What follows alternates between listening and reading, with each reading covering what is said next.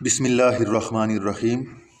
अल्लाह पाक कुरान पाक में फ़रमाते हैं, या अय्युहल्लज़ीना आमनुज़्कुरुल्लाह ज़िक्रन कसीरन वसब्बिहूहु बुक्रतन व असीला।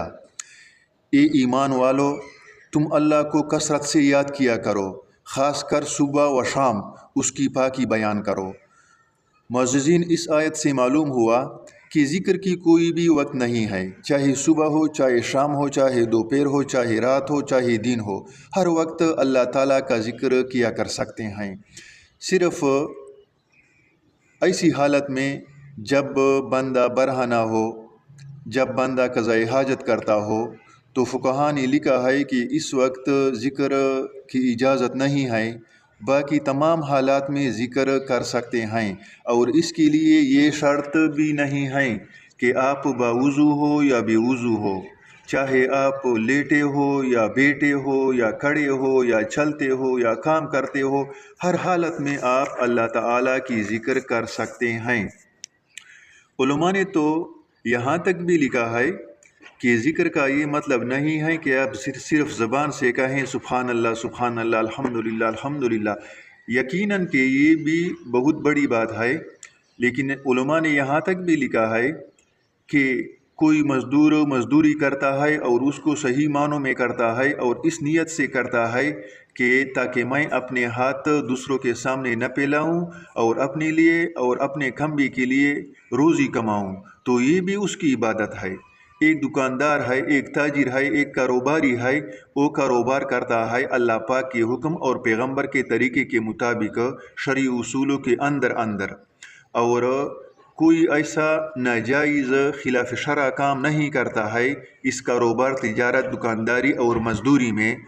तो उलमा और फ़ुक़हा ने लिखा है कि इस तिजारत और कारोबार पर भी अल्लाह पाक उसको अजर देगा, और ये ऐसा है जैसे वो अल्लाह ताला की ज़िक्र करता है। यानी ज़िक्र का मतलब ये बयान किया है कि आपके दिल में और हर वक्त अल्लाह ताला की इस्तिग़फ़ार और हाज़री मौजूद हो कि अल्लाह ताला मुझे देख रहा है, मैं जो कुछ कर रहा हूँ। तो हर वक्त, हर काम में, हर घड़ी अल्लाह ताला की याद अपने ज़हन और अपने दिल में हाजिर रखना, इसका नाम इबादत है और इसका नाम ज़िक्र है। असल ज़िक्र फ़ुक़हा ने लिखा है कि ये है कि हर हालत में आपको अल्लाह याद हो, आप जो कुछ भी काम करें आप अल्लाह से डरते रहें और आपको अल्लाह याद हो। और ज़बान से जो ज़िक्र है वो भी ज़िक्र है, बेहतर है, लेकिन इसके साथ साथ ये भी ज़िक्र है कि आप हर काम के वक्त अल्लाह ताला को याद रखें। रसूलुल्लाह सल्लल्लाहु अलैहि वसल्लम ने हज़रत अबू ज़र गफ़ारी रज़ियल्लाहु अन्हु को चंद वसीयतें फ़रमाईं, जिनमें से एक ये भी थी कि तुम तिलावत कुरान करीम और ज़िक्रुल्लाह को लाजिम कर लो। यानी कुरान पाक की तिलावत ज़्यादा से ज़्यादा करनी चाहिए और साथ साथ अल्लाह का ज़िक्र करनी चाहिए। जो ज़िक्र भी आपको आसान हो, सुब्हान अल्लाह अल्हम्दुलिल्लाह अल्हम्दुलिल्लाह ला इलाहा इल्लल्लाह, यानी जो ज़िक्र भी आपको आसान हो, अपनी ज़बान को हर वक्त अल्लाह ताला की ज़िक्र और अल्लाह ताला की याद से तर रखनी चाहिए, इसका नाम है ज़िक्र। तो रसूलुल्लाह सल्लल्लाहु अलैहि वसल्लम ने ये वसीयत की कि तिलावत कुरान करीम और ज़िक्रुल्लाह को अपने ऊपर लाजिम कर लो। और फ़ायदा बताता है क्योंकि इससे आसमान में तुम्हारा तज़किरा होगा और ज़मीन में तुम्हारे लिए नूर होगा। यानी इसका फ़ायदा ये बता दिया है, हदीस का मतलब ये है कि आसमान में जितने भी फ़रिश्ते हैं वो आपका ज़िक्र खैर करेंगे और ज़मीन में तुम्हारे लिए नूर होगा। ये कुरान पाक की तिलावत और ये ज़िक्रुल्लाह, अल्लाह की याद।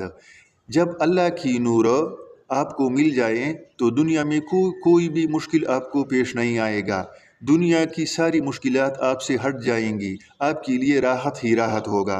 ये है ज़िक्र और कुरान पाक की तिलावत का फ़ायदा। दूसरी हदीस में हुज़ूर पाक सल्लल्लाहु अलैहि वसल्लम का इरशाद है, हज़रत मुआज़ इब्न जबल रज़ियल्लाहु ताला अन्हु फरमाते हैं कि आखिरी बात जिस पर मैं रसूलुल्लाह सल्लल्लाहु अलैहि वसल्लम से जुदा हुआ हूँ वो ये है कि मैंने आपसे दरियाफ़त किया, कौन सा अमल अल्लाह को सबसे ज़्यादा पसंद है। आपने इरशाद फरमाया, वो अमल ये है कि तुम्हें इस हालत में मौत आए कि तुम्हारी ज़बान अल्लाह की ज़िक्र से तर हो। کہ تمہاری زبان اللہ کے ذکر سے تر ہو۔ تو معززین کرام، حضرت معاذ بن جبل رضی اللہ عنہ جب غزوہ پر جا رہا تھا اور حضور صلی اللہ علیہ وسلم کی حالت نزع قریب تھی یا شروع تھی، تو اس وقت حضرت معاذ بن جبل رضی اللہ عنہ کو اجازت دی، اور معاذ بن جبل رضی اللہ عنہ کو اس آخری حالت میں یہ فرمایا کہ آپ کثرت سے ذکر کیا کریں، ہر حالت میں اللہ تعالیٰ کا ذکر کیا کریں۔ فقہا اور علماء نے لکھا ہے کہ آپ نے جو باتیں صحابہ کو فرمائی ہیں، چونکہ آپ صلی اللہ علیہ وسلم کے سامنے اس وقت صحابہ تھے، ہم تو نہیں تھے، تو صحابہ کو جو باتیں فرمائی ہیں وہ ساری امت کے لیے سبق ہیں۔ تو آج ہر مومن مسلمان کو چاہیے کہ اگر وہ دنیا اور آخرت کی بھلائی چاہتا ہے تو اس کو چاہیے کہ ہر وقت، ہر آن، ہر گھڑی اللہ تعالیٰ کا ذکر کیا کرے، جو ذکر اس کے لیے آسان ہو، اور ساتھ ساتھ قرآن پاک کی تلاوت کا معمول بھی بنائیں کہ میں روزانہ پارہ یا 2 پارے، جتنا بھی اس کے لیے آسان ہو، جتنا بھی اس کے ساتھ ٹائم ہو، یہ ذکر اور یہ تلاوت پابندی کے ساتھ کیا کریں۔ اس کے بعد حضرت ابو درداء رضی اللہ تعالی عنہ سے روایت ہے کہ رسول اللہ صلی اللہ علیہ وسلم نے فرمایا کہ میں تم کو وہ عمل نہ بتاؤں جو تمہارے سارے اعمال میں بہتر اور تمہارے مالک کی نگاہ میں پاکیزہ تر ہے، اور تمہارے درجوں کو دوسرے تمام اعمال سے زیادہ بلند کرنے والا ہے، اور رائے خدا میں سونا چاندی خرچ کرنے سے بھی زیادہ اس میں خیر ہے، اس جہاد سے بھی زیادہ تمہارے لیے اس میں خیر ہے جس میں تم اپنے دشمنوں کو موت کے گھاٹ اتارو اور وہ تمہیں ذبح کرے اور شہید کرے۔ صحابہ کرام رضی اللہ عنہم نے عرض کیا، یا رسول اللہ علیہ السلام، ایسا قیمتی عمل ضرور بتائیے۔ آپ نے فرمایا، وہ اللہ کا ذکر ہے۔ ترمذی معارف الحدیث، یہ اس حدیث کے حوالے ہیں۔ تو معزز سامعین کرام، حضور صلی اللہ علیہ وسلم نے صحابہ کو یہ عمل بتلا دیا کہ یہ قرآن پاک کی تلاوت سونے چاندی کے خرچ کرنے سے بھی زیادہ افضل ہے۔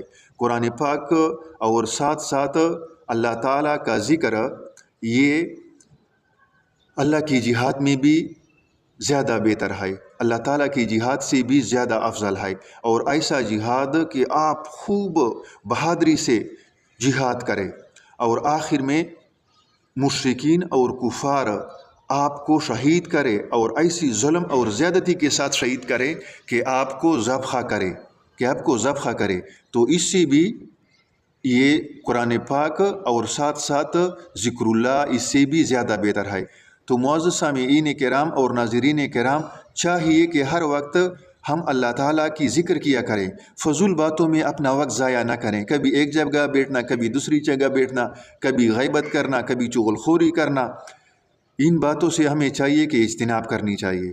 دوسری حدیث میں رسول اللہ صلی اللہ علیہ وسلم ارشاد فرماتے ہیں کہ ہر چیز کی صفائی ہوتی ہے، اور دل کی صفائی اللہ تعالیٰ کی یاد ہے، اور ذکر سے کوئی چیز اللہ تعالیٰ کے عذاب سے بچانے والی نہیں۔ اس حدیث میں حضور پاک صلی اللہ علیہ وسلم نے ذکر کی کتنی بڑی فضیلت بیان فرمائی ہے، اور اس کا کتنا زیادہ فائدہ ہے۔ ایک بڑا فائدہ تو یہ بیان کیا کہ اس سے دل کی صفائی ہوتی ہے، ذکر اللہ سے، اللہ کے ذکر سے دل کی صفائی ہوتی ہے، آپ کا دل بغض، کینہ، عناد، حسد، دوسری جتنی بھی برائی یا برے خیالات ہیں، اس سے آپ کا دل صاف ہوگا۔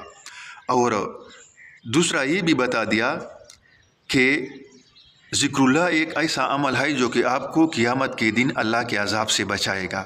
تو معزز سامعین کرام، اس حدیث میں کتنی بڑی 2 باتیں ہمیں بتائیں۔ ایک تو ذکر اللہ سے دل کی صفائی ہوتی ہے، جب دل صاف ہو جائے تو ہر عمل میں جی لگتا ہے، ہر عمل اللہ کو مقبول ہوتا ہے، ہر عمل میں خلوص ہوتا ہے۔ اور دوسرا فائدہ یہ بتا دیا کہ اس کی برکت سے آپ اللہ تعالیٰ کے عذاب سے بچ جائیں گے۔ دنیا میں ہم جتنے بھی نیک اعمال کرتے ہیں، چاہے روزے رکھتے ہیں، چاہے ذکر کرتے ہیں، چاہے تلاوت کرتے ہیں، چاہے اور بھی صدقات خیرات بھلائی کے کام کرتے ہیں، یہ اس لیے کرتے ہیں تاکہ اللہ ہم سے راضی ہو جائیں اور ہم دوزخ کے عذاب سے نجات پائیں اور جنت ہمیں مل جائیں۔ تو معزز سامعین کرام، اس حدیث میں اللہ پاک نے ہمیں اس کا وظیفہ اور طریقہ بتا دیا۔ تو چاہیے کہ ہر حالت میں ہم اللہ تعالیٰ کی ذکر اور عبادت کیا کریں اور قرآن پاک کی تلاوت کیا کریں، یہ ہمیں دنیا اور آخرت میں کام آئے گا۔ وآخر دعوانا ان الحمد للہ رب العالمین۔